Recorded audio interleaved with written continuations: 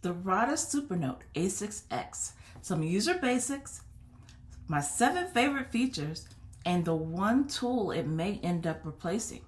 Coming up in just a second.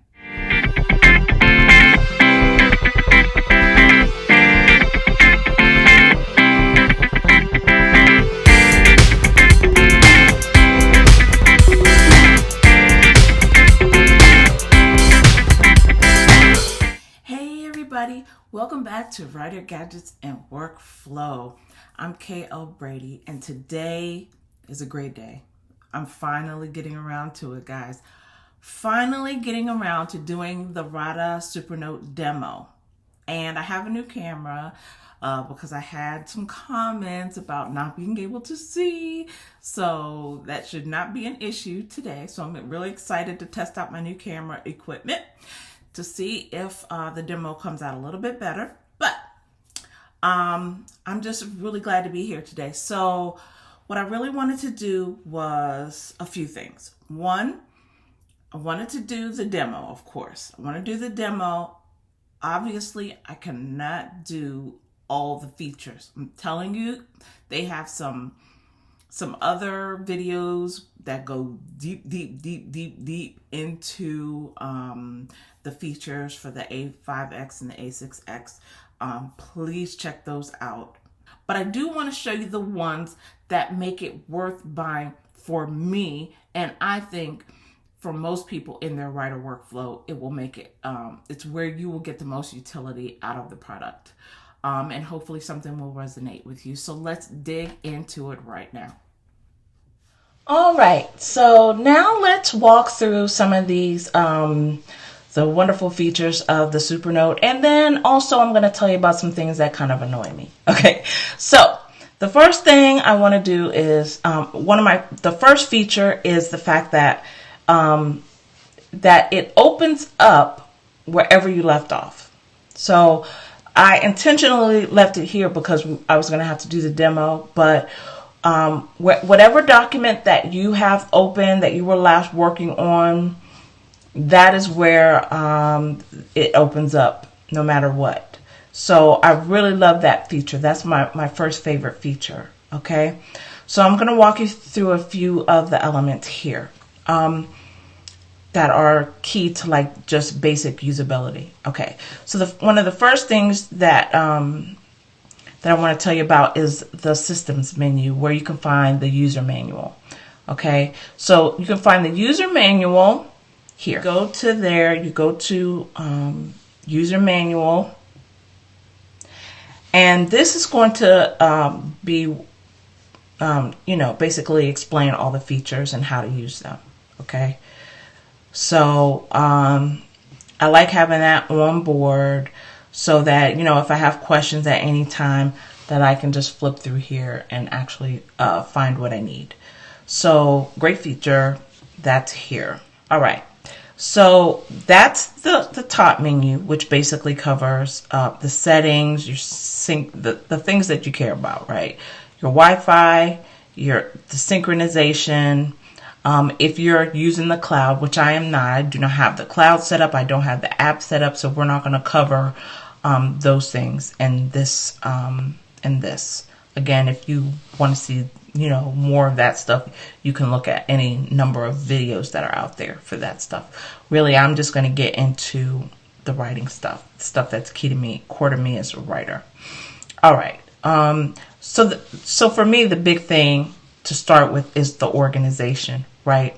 Now, one thing I do not know yet, I don't have an understanding of it, I will fully admit, but the feature is actually good. I just don't know what the difference is, okay?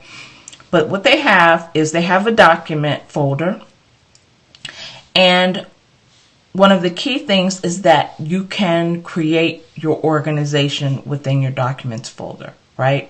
So within the documents folder, you can create folders.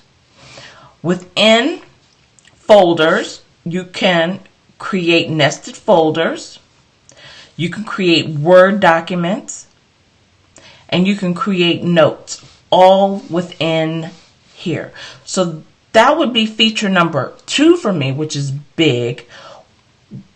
which is that you can create your own organization and your nested organization. The third feature that I would consider very valuable for this tool is that you can create an actual Word document. You see here a .doc document within this tool. I don't have any other tool where you can actually create a document, okay, inside the tool and then export it from here after you've started creating it in here. I've not seen that, and I think there is a lot of utility in that potentially, right? Especially if you've connected this device to a keyboard, a Bluetooth keyboard. I think that's where you will get the most utility out of having that Word doc feature in this tool, right? But in addition to having these Word documents, you can also have your PDF document. You can create your task list using your templates, your task list, which stuff that you need to get done. You can circle what days that you need to get it done. You can put a date to it. You can check things off as you get them done. So this is a very similar feature to what's in the Remarkable, and one thing that I really like about this tool as well. Okay, to exit out of this, you just hit this that key and it's exit. Now let me show you a couple of the document features that I love. I think I'm at 3, right? So let me hit 4. Probably 4, 5, and 6, right? So here's one thing I love about this tool is that within a PDF, you can annotate. You know, I'll put some examples up here. You know, you can annotate. Make your edits. So pretend this was a manuscript that you were editing. You can make all of your edits, right? Right here, very easily. Just write on it and make your edits, right? Flip your pages. You know, you see, I did that. I want to get rid of this whole paragraph. I want to check that. I need to check the spelling of a name. So you can go through and make all of your notations for your edits, right? Now, what's beautiful about this tool is this is a similar functionality that, and this is why I use the Books Max for editing. So if you go over to, you know, that little icon up in the corner and you click on annotation, you'll see all the places where I have made annotations. You saw that line, you saw that little squiggly thing that I just did. This is all the edits, the annotations that I just made. Well, this shows you all the pages, not the pages, all of the pages, but just the ones that you made annotations on. This is a big number 4 feature for me, right? Why this is a favorite. If I'm editing and I want to quickly go through and make, just look at the pages where I have changes and type in changes to my manuscript if I'm working on my laptop or whatever to add those changes in. This only shows me the pages where I have those changes. Now, there also may be pages where I have like major issues that I need to fix. Maybe I want to get rid of a chapter or something, so that I can also use the bookmark function. Now let me show you that really quickly. So here they have the bookmark function. You can add a bookmark, right? You could retitle it if you want to. So let's go through. Okay, now I want to add a bookmark here on page 22 out of 224. Okay, and that's done. All right, so then I go back here and I want to see all the places where I have bookmarks, right? And then 22 out of 224. that is a place where I know I have a major thing. For me, this is so critical in my proposal work during the day because I have to be able to go back to specific pages. And then what I would end up doing is not only bookmarking this, but actually, annotating specific paragraphs that I need to refer back to or whatever. So this is super major for me, right? So I think I would call this big feature number 5. That 4 is the annotation, 5 is the ability to bookmark, right? 2 critical features that you got to have. Now, another feature is the quick access, and I'm going to show you that in a minute. This other thing I want to check out, now that's going to be number 6, right? That's going to be the big feature number 6, but I want to show you something else really quickly first. So to export, again, you can export to PDF your document with your you can do export all pages, just your annotation pages. So if you want to say print out just your pages with your edits on it or your annotations, you can actually set it to just print out those pages, export those pages, and then you hit confirm. And I'll show you where that goes to in just a minute. Okay. I should have let that go. Hold on a second. Let me just export that again. Original, all pages. Let's do red pen so I can see it, and then confirm.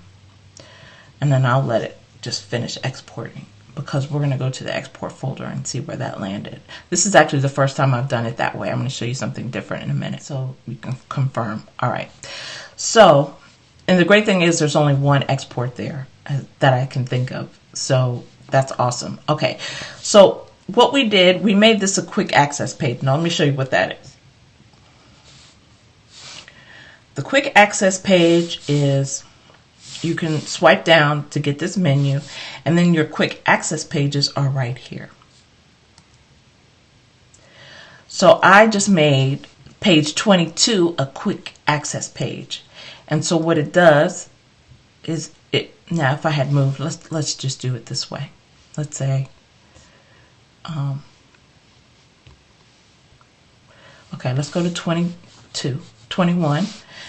My quick access page is 22. So I'm going to click 22 and it automatically takes me to page 22. See? So again, being able to maneuver around those pages. Now, if I'm working on a current manuscript and I need to get to, a section of the manuscript quickly, a chapter very quickly, because I know that's something current that I'm working on, I love that feature. Okay, I love that feature. Now, I'm going to show you why this is great, but then it's also annoying at the same time.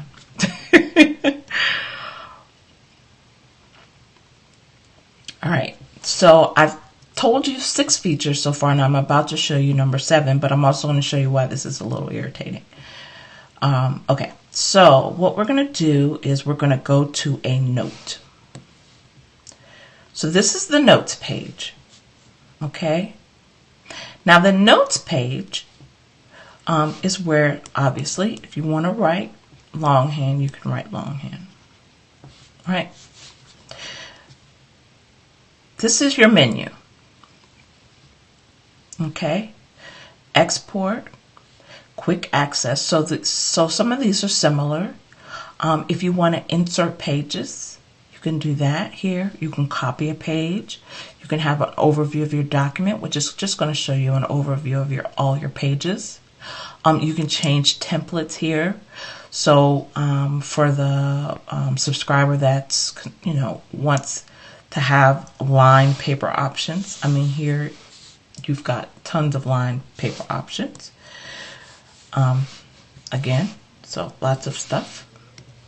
Let me go back. Okay, so here's another thing. So they have an export feature here, we just talked about the export feature there that goes to the folder. But what they have here is an export feature that you can move a document from the Supernote to another tool using QR code sharing. So what you do is you go in, you hit export. I might have to do it in, I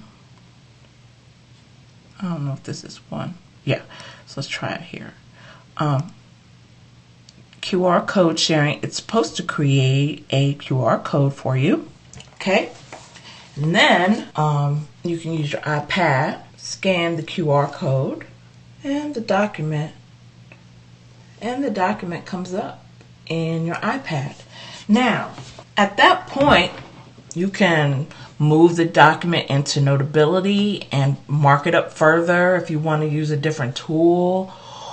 It would be great if they had this feature for Microsoft Word documents, so then you could just send your document to your iPad and then, or your laptop or something, and then you could continue revising your your Word document. But they don't have that, so they only have this export feature in the notes. They don't have this export feature available for Word documents. Here's another instance where that kind of annoys me. Okay, so let's go to the Documents folder. And what I did was I pulled up one of my Chicks on Christmas Flicks scripts, right? Now, what they also allow you to do, this is a script from Word that I imported a Word document into the Supernote so that I could edit it in theory, right? So what you can do, you can bring in your Word document, open it up, and then you click on this little icon right here, and it allows you to use proofreader's marks to edit. So let's say I wanted to delete that. I can delete that. Let's say I wanted to transpose. I can transpose. You see how that goes from Flicks to Christmas. So I can use, let's say I want to, I can move something to the next line.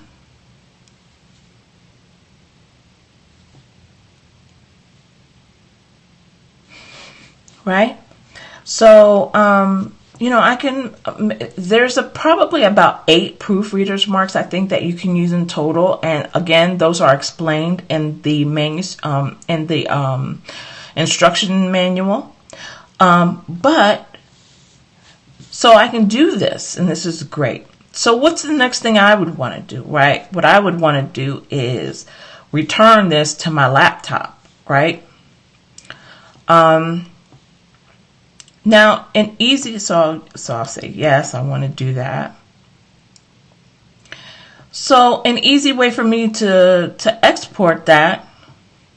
So I think the only thing I can do, they don't give you like an export function, right? But what I can do, obviously, I can plug this into my my MacBook or my iMac. I can and just move the file out of there onto the MacBook, and and then I can manipulate it from there, open it up in Word and do more edits and stuff there. But I just kind of found it, like I said, one of the things that bugs me about this tool is that it has features, but you can't use the features everywhere for everything. And to me, figuring out where I can use something, where I can't use something, it has taken me time to figure out that much. And this is where it just takes a little more time to figure out how to use this than it does the Remarkable. So that is one of the reasons why I like this tool. Obviously, I like this tool, but it's one of the reasons why I like I like the Remarkable a little better in some ways because it is just more intuitive. This is not intuitive. It is not intuitive to me to be able to open up a document in one place and not being able to export it the same way I do every document, or to be able to use the same proofreader's marks on every document. That's not intuitive. What's intuitive is for me to be able to use the same features everywhere. Okay, so we're going to the export.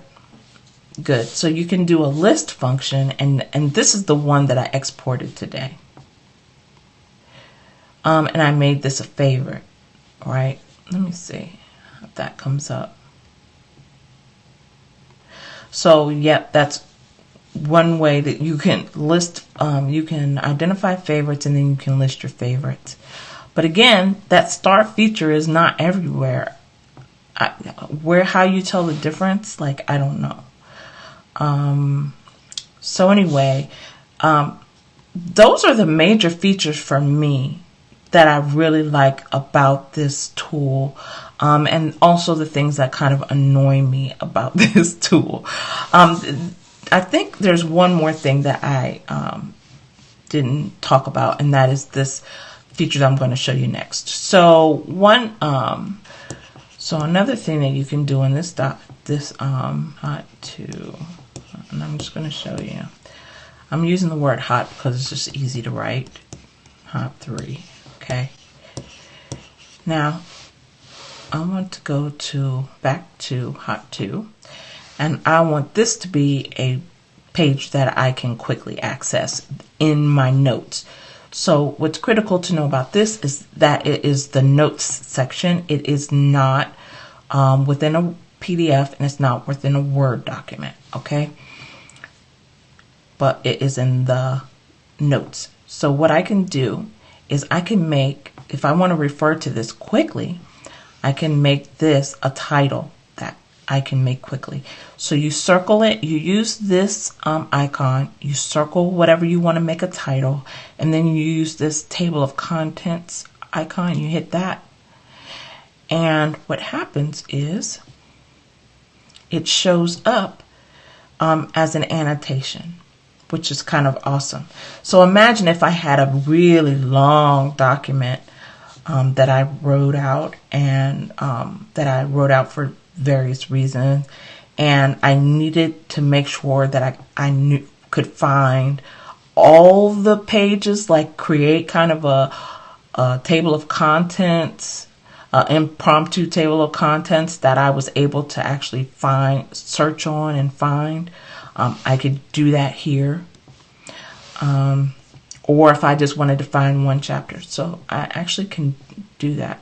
Let me show you.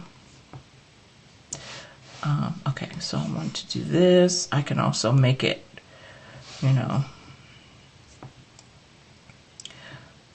all my chapters that I created. There we go. And I can do the same thing here. I don't know if I did that in Hot 1.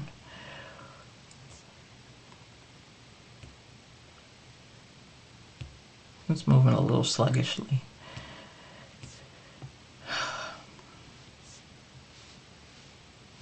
Let's go back this way.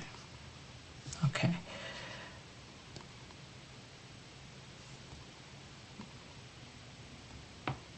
Okay, let's see if I did it. I don't know. I might have done it. Okay, I did do it. Good. So then you see I can maneuver it very easily. And so then if I want to go back to that page, it will just take me straight back.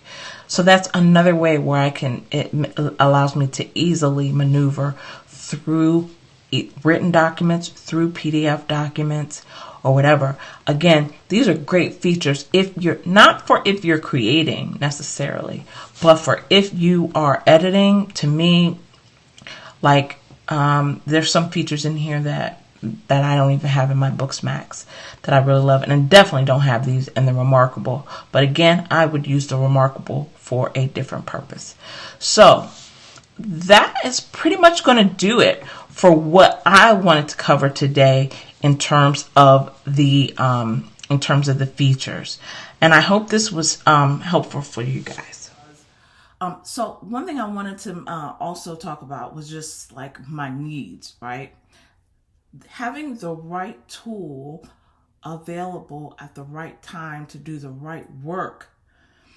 And for me, because I do all of the work in a day, like it's not one day I do proposal work and then another day I do editing, or most of the time I'm doing some version of it all day.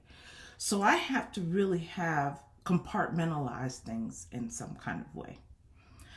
So I say that to say that for me, it takes multiple tools to be able to compartmentalize all of that work. I don't know if you're like me, but I have to there has to be a mental break, a mental switch between my creativity stuff and my work stuff and my editing stuff. Like there has to be a connection. Now, I can use the work and editing stuff can be kind of the same, but my creativity stuff, if I try to create on a product that I am, if I'm trying to create on a product that I use for editing or that I use for proposal work, my brain locks up. It either locks up or it drifts to the work. And I will end up opening up a proposal or something, or I'll start thinking about work processes versus being creative. And that just cuts my creative process. So what I have to do is whatever I'm creative on, I have to just be creative on.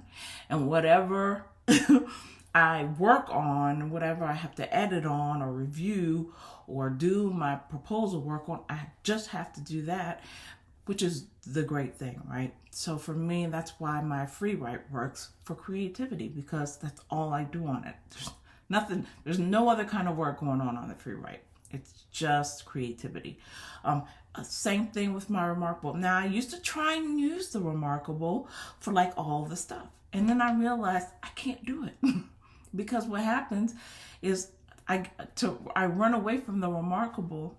Well, when you run away from it because everything's in it, you're running away from not only the work, but you're running away from the creative piece too. So I wouldn't pick it up.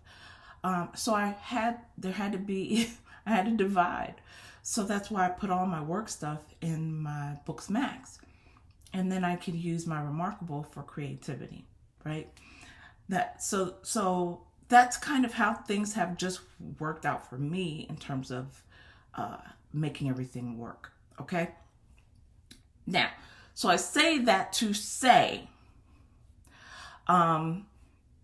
because to me, it's core to the discussion about the A5X, A6X. And here's what I think is going to happen. What I think is going to happen is that I am going to get the A5X.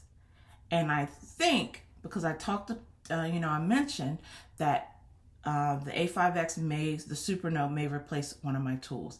And I think what I'm going to do, I'm going to work with the A6X a little bit more just to see how practical it is. But I think the A5X is going to replace my Books Max. I'm going to retire the Books Max. I got to keep it because I've got so much work stuff in that that I probably could transfer off and put elsewhere, but I don't want to because when I have to use it, I want to be able to use it there. But it's like from the point I get the A5X forward, I will be using the A5X for work, proposal, proposal, PDF manipulation, editing, all of that stuff. That's going to be that pocket of work. I'm still going to keep my Remarkable. My Remarkable is still going to be my no distraction longhand writing tool for creativity purposes. And then I'm obviously keeping my iPads. One iPad is for work, but the other iPad is really for when I have to do draw graphics, when I need to do social networking, email, all that other stuff. All that's going to get done on on my iPad. So I think those three tools plus my free write are gonna be my ecosystem going forward starting in 2022, which is awesome. I feel like that's great. It's going to be great for some of you guys too, because guess what? Anything that is not in that ecosystem, I'm going to give away. So the Mobi Scribe, I'm giving away. And the A6X, I will give away once I get the A5X. And then the A5X, obviously, I can't get until it comes back until they, get more supply, right? But once that, once the supply is back, I'll order the A5X and I will give away the A6X. And now that I have the light, so I didn't want to give up my Mobi Scribe because of the light. I love the backlight. Well, now that I have the clip-on light that I talked about in the previous video, if you haven't seen it, go check out the previous video, but my With It light. So now that I have my With It light, I am going to get rid of my Mobi Scribe too. So you guys are going to benefit from it. Somebody out there, 2 people out there are going to benefit from this decision and from this stuff. Okay, so now with that said, so let me just quickly talk about what my purposes are for my A6X and why I am moving from the books to the Supernote. The big thing that I really like about the Supernote is the editing functions. Right now, it's just a little too small on the A6X, which is why I believe the A5X is going to really cure a lot of ills. But there's some wonderful things that you can do in terms of editing, in terms of PDF functions that I thought were only available on the Books Max, but enough functionality. So it's not all the functionality that's in the Books Max, but enough functionality is in the A5X that I feel like I can use the A5X instead and get more portability because it's, it's a little smaller. But I think I will still be able to see as well. One of the benefits of the Books Max too was that, it's a 13.3 inch size. It's a large, it's a large one, but it's large and the visibility is great. I can't fight that, but also it's not quite as portable. It's not even easy to, move it around in here. So like taking it out, the space that it takes up on my desk downstairs when I'm working, to me, a smaller product I think I would, it would just fit my life, truly fit my life a little better, fit my work life, fit my desk, be easy to carry with me. When I have to go into the office, there will be times when I have to go into the office. So when I have to go into the office, it'll just be easier to carry and stuff like that. The other things that I really like about the Supernote, one, that I can plug it into any of my MacBooks, which is what I use mostly at home, and that the drive automatically comes up and I can automatically start moving things on and off the device. That is not the case with the Books Max. With the Books Max, you actually have to download now the newer ones may not, they may have overcome those problems, but the one I have, you have to download an app to be able to access the drive. And it doesn't even pop up easily. Like when you plug it in, it's a pain. You're like 5 minutes trying to get in that thing before you can move anything off. With the Supernote, I can plug it in, I can go.